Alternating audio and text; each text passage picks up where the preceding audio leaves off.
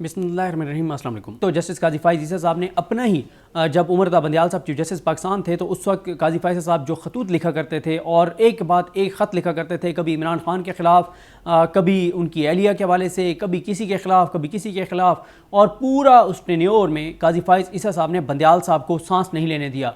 बंदियाल साहब हों या उससे पहले गुलजार साहब हों, इतने ख़त लिखे काजी फ़ाइज़ ईसा साहब ने कि हर मामले के ऊपर ख़त होता था, तनकीद होती थी और मुतालबात होते थे, आइन की बात होती थी, कानून की बात होती थी, कायदा ज़ाब्ता, और जब कोर्ट में बैठते थे तो कुरानी आयात अहादीस ये चलता रहा।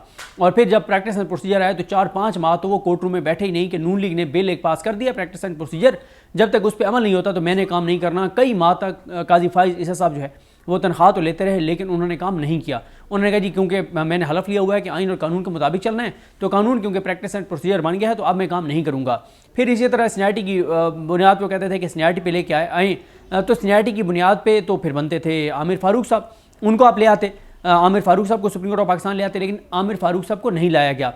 और आमिर फ़ारूक साहब को इसलिए नहीं लाया गया कि क्योंकि अगर आमिर फ़ारूक साहब सुप्रीम कोर्ट ऑफ पाकिस्तान में आते तो फिर जस्टिस मोहसिन अख्तर कियानी साहब जो है वो chief justice Islamabad high court बन जाते और फिर 2032 तक वो chief justice Islamabad high court रहते जब तक उनको सुप्रीम कोर्ट ना लाया जाता। और इस वक्त जिस तरह के वो फैसले कर रहे हैं, कमात दे रहे हैं, वो सारे आपके सामने हैं। जो कुछ मोहसिन अख्तर कियानी साहब जिस तरह के फैसले कर रहे हैं, तो आमिर फ़ारूक साहब को वहाँ पे रखना ज़रूरी था। इसलिए काजी फ़ाइज़ ईसा साहब ने उनका नाम ही सजेस्ट नहीं किया, क्योंकि नून लीग हुकूमत चाहती थी कि आमिर फ़ारूक साहब ही कंटिन्यू करें। और मैं आमिर फ़ारूक साहब के हवाले से ज़रा लिखूँगा, तारीखें सारा आपको बताऊँगा कि जैसे अब इमरान रियाज खान साहब के को हज पे जो उन्होंने जाना है, उस मामले में आमिर फ़ारूक साहब ने किस तरह का अपना किरदार अदा किया, किस तरह से आमिर फ़ारूक साहब ने पहले उनका नाम निकाला, फिर जब डाला गया, बजाय इसके कि आमिर फ़ारूक साहब कंटेम्प्ट प्रोसीडिंग करते, बजाय हुकूमत की बदनीयती और इन चीज़ों पर कार्रवाई करते, बल्कि दोबारा आमिर फ़ारूक साहब ने इमरान रियाज खान साहब को हवाले कर दिया वज़ारत दाखिला के, जिनके खिलाफ वो गए थे मोहसिन नकवी की वज़ारत के खिलाफ।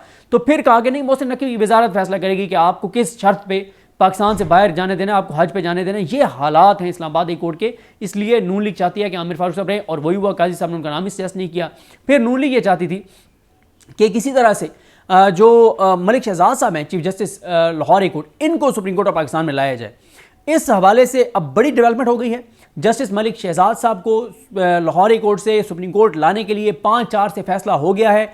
एक वोट से काजी फ़ाइज़ ईसा साहब जो है उनका जो नामजद करदा नाम है वो हो गया है, मलिक शहजाद साहब हो गए हैं। और साथ ही जो अच्छा, इसमें मैं आपको बता देता हूँ, हसनात मलिक साहब ने लिखा हुआ है कि किस किस ने वोट इस हक में दिए मलिक शहजाद साहब को लाने के वाले से, क्योंकि मलिक शहजाद साहब जो chief justice Lahore high court हैं, उन्होंने क्या क्या किया। सबसे 3 काम उन्होंने किए जिस वजह से नून लीग कहती थी कि इनको एज सुन एज पॉसिबल लेके जाएं।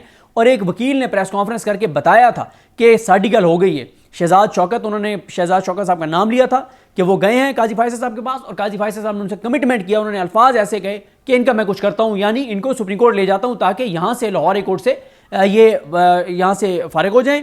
क्योंकि लाहौर हाई कोर्ट में बतौर chief justice Lahore high court तीन काम उन्होंने किए, क्योंकि वो तीनों काम उनके हलफ के साथ वफा वाले थे, आइन के मुताबिक थे, कानून के मुताबिक थे। उन्होंने सबसे पहला जो काम किया वो ये किया कि उन्होंने चीफ जस्टिस बनते ही आकर और 6 आज़ाद जजेस के नाम दिए कि इलेक्शन पिटीशन सुनने के लिए इन 6 जजेस को नोटिफाई किया जाए। और वो 6 आज़ाद जजेस थे। इससे पहले अमीर भट्टी साहब ने 2 नाम दिए थे, इन्होंने 7 नाम दिए। 2 नाम अमीर भट्टी साहब ने देकर गए थे, इन्होंने 7 और नाम दिए, क्योंकि पंजाब में 180 इलेक्शन पिटीशन हैं, 180 सीटों के ऊपर पीटीआई जीती हुई है। वफाक और कौमी और सूबाई असम्बलियाँ मिला के पंजाब में 180 इलेक्शन पिटीशन हैं।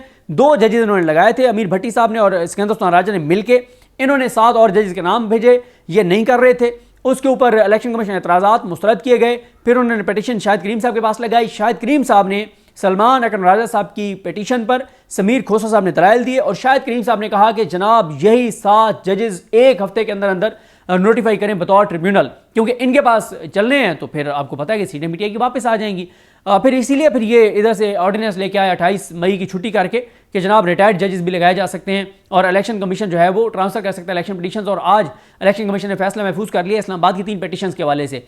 दूसरा इन्होंने क्या किया, मलिक शहजाद साहब ने, इन्होंने जहाँ जहाँ पे 9 मई के केसेस चल रहे हैं वहाँ पे इन्होंने जजेस लगाए, 5 और 5-6 जजेस लगाए, और उनकी बड़ा नाम है, उनकी क्रेडिबिलिटी है उन जजेस की जो उन्होंने जजेस लगाए। और उससे हुआ क्या कि सरगोदा में उन्होंने जज साहब लगाए मोहम्मद अब्बास साहब।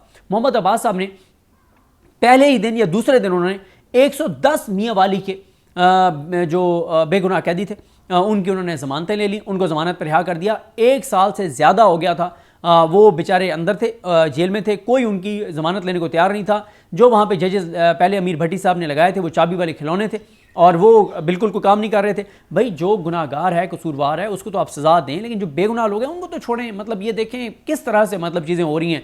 अच्छा, उसमें क्या हुआ कि उन्होंने वो किया जैसे ही, अच्छा उन जजेस को भी नहीं लगा रही थी पंजाब हुकूमत, उन्होंने तलब किया कमेटी को जिसमें मरियम औरंगजेब भी थी, उन्होंने उनको टाइम दिया, फिर उनको बुलाया, जब नहीं हुआ उन्होंने कहा अब एक हफ्ते में अगर ये ना हुआ तो मरियम नवाज ज़ाती हैसियत में आ जाए। जैसे उन्होंने ये ऑर्डर किया तो इन्होंने नोटिफाई कर दिया उन जजेस को, 5-6 जजेस को जो ATC कोर्ट्स में, जिसमें लाहौर भी है और भी कुछ जगह हैं वहाँ पे।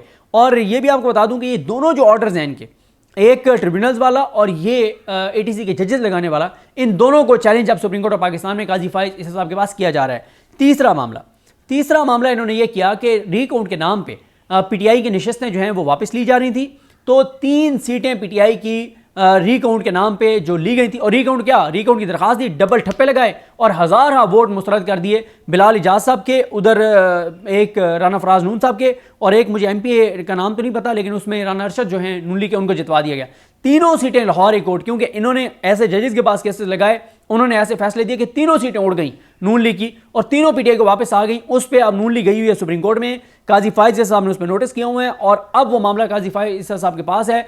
अगर काजी साहब ने यह कह दिया कि लाहौर हाई कोर्ट के फैसले गलत हैं और रिकाउंट करवा सकता था इलेक्शन कमीशन, तो इसी रिकाउंट के नाम पे 20 से 25 सीटें और PTI की इलेक्शन कमीशन ले लेगा। इस हवाले से इल्ज़ाम ये लग रहा है, उमर अयूब साहब किसी ने प्रेस कॉन्फ्रेंस भी की थी, फिर उन्होंने खिताब भी किया था पार्लियामेंट में, उन्होंने कहा था कि chief election commissioner Sikandar Usman Raja से नून लीग की कमिटमेंट है कि आप 20 से 25 सीटें में दिलवा दो तो हम आपको जो है वो सफ़ीर लगा देंगे जब आप चीफ इलेक्शन कमिश्नर के तौर पर रिटायर होंगे। अब ये जो सूरत हाल है, इस वक्त सूरत हाल ये है कि अब लाहौर में, अब पंजाब में बदतरीन इंसानियों की पामालियाँ होंगी। अब मैं आपको 5-4 बता दूँ। 5 हक में वोट थे, 9 मेंबर्स हैं total judicial commission of Pakistan के, और किस किस ने कहा कि इनको ले आए? काजी साहब ने कहा कि काजी साहब को का साथ किसने दिया? सुप्रीम कोर्ट के 5 जजेस होते हैं जुडिशल कमीशन के मेंबर, एक मेंबर ने साथ दिया काजी फाइज साहब का और उनका नाम है जस्टिस अमीनुद्दीन खान साहब। कल भी मैंने आपको वीडियो में बताया था, जो इमरान खान को बहुत ज़्यादा वो कर रहे थे, स्नब कर रहे थे, मत ये बात करें, रोक रहे थे, और बाकी वो बिल्कुल खामोश बैठ रहे, जिनका मैं बड़ी तफसील से आज सुबह वीडियो में जिक्र किया था। काजी फाइज ईसा साहब ने कहा कि मलिक शहजाद को लेके आए। उनके बाद काजी फाइज साहब के बाद लॉ मिनिस्टर आजम तारड़, अटॉर्नी जनरल पाकिस्तान मंसूर उस्मान अमान, पाकिस्तान बार कौंसल, आपको पता है पाकिस्तान बार कौंसल तो नून लीग बार कौंसल है, पाकिस्तान बार कौंसल, और जस्टिस अमीनुद्दीन खान साहब। इन 5 ने कहा कि जस्टिस मलिक शहजाद को लाया जाए, और जिन 4 ने कहा कि इनको ना लाया जाए, और किस बुनियाद उन्होंने कहा, 4 जजेस justice Mansoor Ali Shah, justice Munib Akhtar, justice Yahya Afridi और जस्टिस रिटायर्ड मंजूर अहमद मलिक, इन 4 ने कहा कि इनको सुप्रीम कोर्ट ना लाया जाए। क्यों? इन्होंने कहा कि एक मजबूत जो है वो वहाँ पे इंतज़ामी जो हेड हो, यानी चीफ जस्टिस जो होता है वो इंतज़ामी तौर पे भी चीज़ों को देखता है, लाहौर हाई कोर्ट हो, पंजाब की जुडिशरी, लोअर जुडिशरी, सारी चीज़ों को उन्होंने कहा जी मजबूत आदमी वहाँ पे होना चाहिए। इन 4 ने मुखालफत की, तो इस तरह से 5-4 से नून लीग के लिए ये बड़ी खबर आ गई है।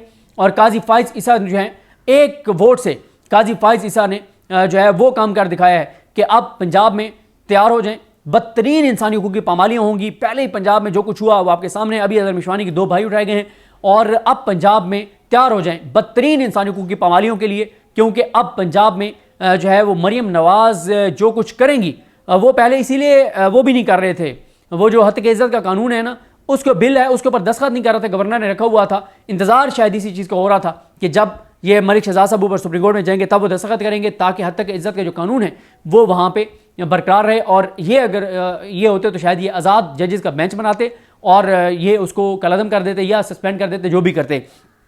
तो इसके अलावा जनाब जो बाकी जो ये है चीफ जस्टिस इसके अपना अकील अब्बासी साहब का हो गया है, और शाहिद बिलाल साहब जो हैं उनको आप काजी साहब जो है वो, शायद बिलाल साहब का मैं आपको नंबर बताऊं कि वो काजी फाइज साहब जिन्होंने बंदियाल साहब और इन सारों के वो लफ्ज़ नाक में दम करना तो ज़रा ठीक नहीं है, मतलब जो भी कह लें बड़ा उनको वो कहते थे कि सीनियरिटी की बुनियाद पर लाएँ, लेकिन अब उन्हीं ने काजी फाइज साहब ने मलिक शहजाद साहब, उनके बाद थे शुजात अली खान साहब, अली बाकर नजफी साहब, फिर आलिया नीलम साहबा, 5वें नंबर से शायद बिलाल साहब को लेकर 5वें नंबर का जज लेकर आए हैं। आप अंदाज़ा लगाएं। अब इन 2 को बहरहाल मुस्तरद कर दिया गया है, इन 2 नामों को, अली बाकर नजफी साहब को और शुजात अली खान साहब, इन दोनों को इस काबिल नहीं समझा गया कि इनको सुप्रीम कोर्ट का जज बनाया जाए। अब आप देखेंगे जब शुजात साहब बनेंगे chief justice Lahore high court तो पता चलेगा आगे क्या होगा। तैयार हो जाए पंजाब वाले। अल्लाह ताला रहम करे, अल्लाह ताला करम करे। मुझे अपनी दुआ में याद रखें। अल्लाह करीम आप सबका हामी नासर हो। अल्लाह हाफ़िज़।